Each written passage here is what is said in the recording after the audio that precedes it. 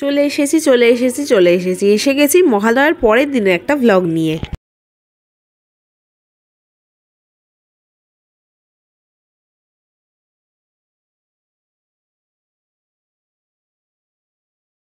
থাম্বনেলটা দেখে তোমরা নিশ্চয়ই বুঝতে পারছো আমি কোথায় গেছিলাম। আর এইবার শুধু আমি একা নই, আমি আর মা চলে গেছিলাম ধর্মতলায়।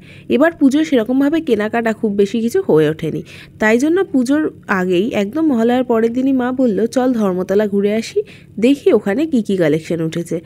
আমি গিয়ে দেখলাম যথারীতি সারা বছর আমি যা যা দেখি তাই রয়েছে, খুব বেশি নতুনত্ব কিছু নেই। মাঝে একটুখানি গলা ভেজানোর জন্য ওই শরবতটা খেয়ে নিয়েছিলাম, যদিও মা নিয়েছিল সুগার ফ্রি আর আমি নিয়েছিলাম নর্মালটা। খেতে কিন্তু বেশ ভালো ছিল। খাওয়ার পর চলে গেছিলাম হাঁটতে হাঁটতে অন্যান্য দোকানে। যাওয়ার পথে দেখলাম এই প্যান্ডেলটা করছে, যেটা আমার বেশ ভালো লেগেছে।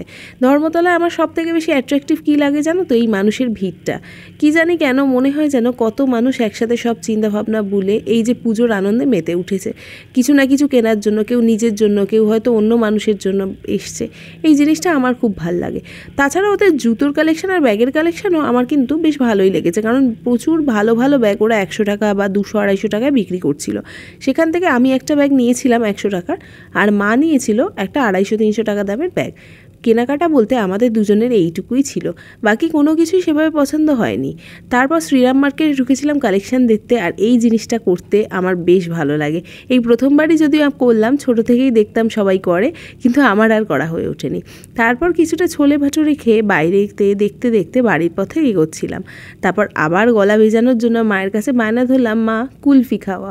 কুলফিটা খেয়ে তারপর ফাইনালি মেট্রো স্টেশনে গিয়ে দেখছি সে কি ঝঞ্ঝাট, টিকিট কাউন্টার খোলা ছিল না জানো।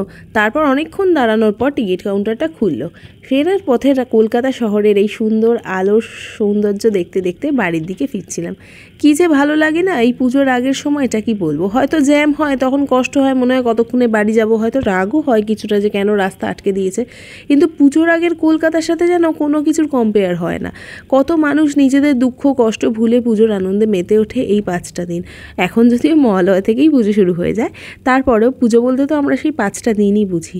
এই আলোকসজ্জা সব কিছুই নাকি এই 5 দিন পরের দিনটা তোমাদের কেমন খারাপ লাগে তাই না জানাতে। এভাবেই দিনটা শেষ হলো আমার। বাকি পুজোটাও খুব খুব ভালো করে কাটিও।